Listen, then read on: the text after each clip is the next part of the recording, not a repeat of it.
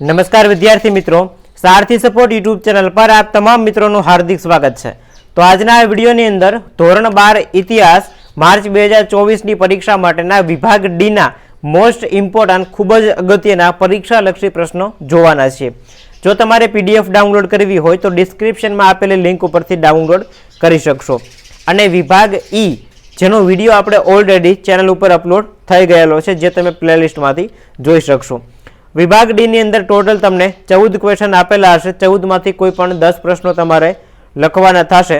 દરેક ક્વેશ્ચનના 3 માર્ક એટલે વિભાગ ડી ટોટલ 30 માર્ક્સનો થશે। હવે એ 10 પ્રશ્નો આપણે લખવાના છે। કયા કયા ચેપ્ટરના હશે તો પહેલું, બીજું, ત્રીજું, છઠ્ઠું, 10મું, 11મું, 12મું, 15, 16 અને 17, જેમાંથી ત્રીજું, છઠ્ઠું, 11મું અને 17મું આ 4 યુનિટ એવા છે કે જેમાંથી 2 પ્રશ્નો હશે। બાકી બધા યુનિટ અહીંયા જે લખેલા છે એમાંથી એક એક ક્વેશ્ચન, એટલે 10 ચેપ્ટર અહીંયા ટોટલ આપ્યા છે।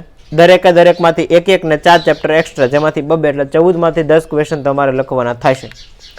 પહેલા ચેપ્ટરના આઈએમપી ક્વેશ્ચનની વાત કરીએ તો પોર્ટુગીઝ કંપનીએ પોતાની કોઠીઓ કયા ક્યાં સ્થાપિત હતી અને એની માહિતી ક્યાંથી મળે છે। ટૂંકમાં આ પ્રશ્ન તમને એવું કહેવા માંગે છે કે ભાઈ પોર્ટુગીઝ સાધન સામગ્રી છે એના વિશે માહિતી આપો। ત્યાર પછીનો ક્વેશ્ચન છે ભારતીય રાષ્ટ્રીય અભિલેખકાર, એના વિશે ટૂંકમાં માહિતી આપો।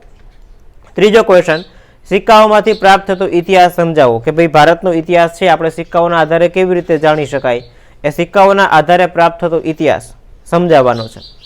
ઇતિહાસની આધાર સામગ્રી તરીકે વર્તમાનપત્ર વિશે માહિતી આપો। ઇતિહાસ એ માનવ જીવનની પ્રયોગશાળા છે, આ વિધાન સમજાવો। આ 5 પ્રશ્નો એવા છે કે ભાઈ જે તમને પહેલા ચેપ્ટરમાંથી પરીક્ષામાં પૂછાઈ શકે। ત્યાર પછી આપણે નેક્સ્ટ બીજા ચેપ્ટરના આઈએમપી ક્વેશ્ચનની વાત કરીએ તો પાણીપતના ત્રીજા યુદ્ધ જે 1761 ની અંદર થયું હતું એના વિશે માહિતી આપો। ત્યાર પછી પ્લાસી અને બક્સર આ બંનેના યુદ્ધ વિશે માહિતી આપો। પ્લાસીનું યુદ્ધ જે 1757માં, બક્સરનું યુદ્ધ 1764માં, તો આ બંને યુદ્ધ વિશે માહિતી આપવાની છે।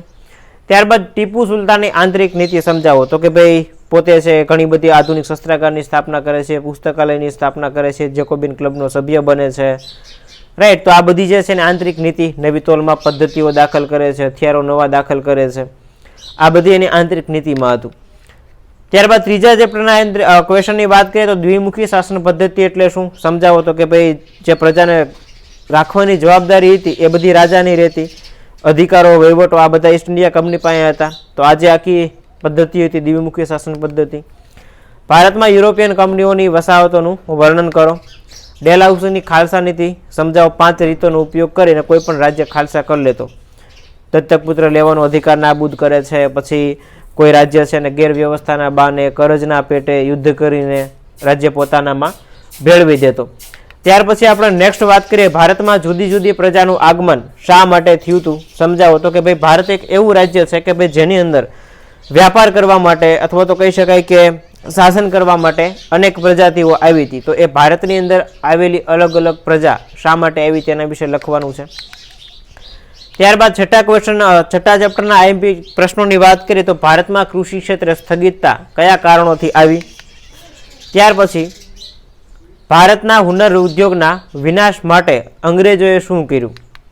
એના પછીનો પ્રશ્ન, એક વખતનું સમૃદ્ધ બંગાળ કંગાળ અને ગરીબ કઈ રીતે બન્યું સમજાવો। 10મા ચેપ્ટરના આઈએમપી પ્રશ્નોની વાત કરીએ તો ભારત પાકિસ્તાન સાથેના સંબંધો ટૂંકમાં સમજાવવાના છે। ત્યાર પછીનો ક્વેશ્ચન છે હરિયાળી ક્રાંતિ વિશે નોંધ લખો। ત્રીજો પ્રશ્ન છે સ્વતંત્ર ભારતમાં શિક્ષણનો વિકાસ વર્ણવો। એના પછીનો ક્વેશ્ચન છે ઔદ્યોગિકરણ વિશે માહિતી આપો। આટલા પ્રશ્નો છે તમને 10મા ચેપ્ટરમાંથી પરીક્ષાની અંદર પૂછાઈ શકે। એના પછી 11મા ચેપ્ટરની વાત કરીએ તો 11મા ચેપ્ટરમાંથી નવજાગૃતિ વિશે નોંધ લખો।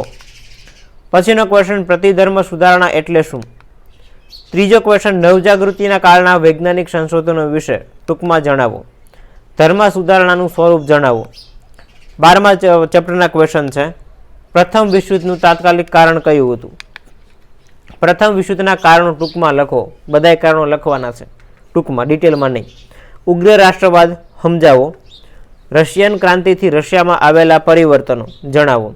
આટલા પ્રશ્નો છે તમને 12મા ચેપ્ટરમાંથી પરીક્ષાની અંદર પૂછાઈ શકે એવા છે। ત્યારબાદ 15મું ચેપ્ટર છે। 15મા ચેપ્ટરમાંથી પહેલો જ ક્વેશ્ચન છે નેલ્સન મંડેલા, એના વિશે માહિતી આપો, અગાઉ પૂછાઈ ગયો છે પ્રશ્ન। ત્યારબાદ માઓ ત્સે તુંગ વિશે ટૂંક નોંધ લખો। બાંડુંગ પરિષદ એના વિશે માહિતી આપો. રંગભેદની નીતિ અંગેની સમજ આપો. પછી બિનજોડાણવાદી નીતિ સમજાવો. ઠંડુ યુદ્ધ સમજાવો. આટલા પ્રશ્નો છે તમને 15મા ચેપ્ટરમાંથી પરીક્ષાની અંદર પૂછાઈ શકે. ત્યાર પછી આપણે 16મા ચેપ્ટરના આઈએમપી ક્વેશ્ચનની વાત કરીએ તો જેમાંથી પહેલો જ ક્વેશ્ચન છે આતંકવાદ એટલે શું, એનું સ્વરૂપ સમજાવો. પછીનો ક્વેશ્ચન આતંકવાદ ઉત્પન્ન કરનારા પરિબળો પર નોંધ લખો કે ભાઈ એવા કયા કયા પરિબળો છે કે ભાઈ જે આતંકવાદ ઉત્પન્ન કરે છે. 17મું અને છેલ્લું ચેપ્ટર એન્ટીબાયોટિક દવાઓથી માનવ સમાજને શું ફાયદો થયો છે એ જણાવો. ત્યારબાદ ટેલિવિઝન અને રેડિયોનું સંદેશા વ્યવહારમાં શું સ્થાન છે એ સ્પષ્ટ કરો. ઇન્ફોર્મેશન ટેકનોલોજીએ વિશ્વને એક ગામડું બનાવી દીધું છે, ચર્ચા કરો. અને છેલ્લું ક્વેશ્ચન છે સૂર્ય ઉર્જા અને જળ ઉર્જા, આના વિશે માહિતી આપો. તો આટલા પ્રશ્નો છે તમને ઇતિહાસની અંદર વિભાગ ડી ની અંદર પરીક્ષામાં પૂછાઈ શકે એવા છે. ટૂંક સમયની અંદર વિભાગ સી નો વિડીયો પણ અપલોડ કરીશું. ઓલરેડી ડી અને ઈ વિભાગ કમ્પ્લીટ થઈ ગયું છે અને પીડીએફ તમે ડિસ્ક્રિપ્શનમાંથી મેળવી શકશો. તો મળીએ છીએ નવા વિડીયો સાથે. જય હિન્દ, જય ભારત.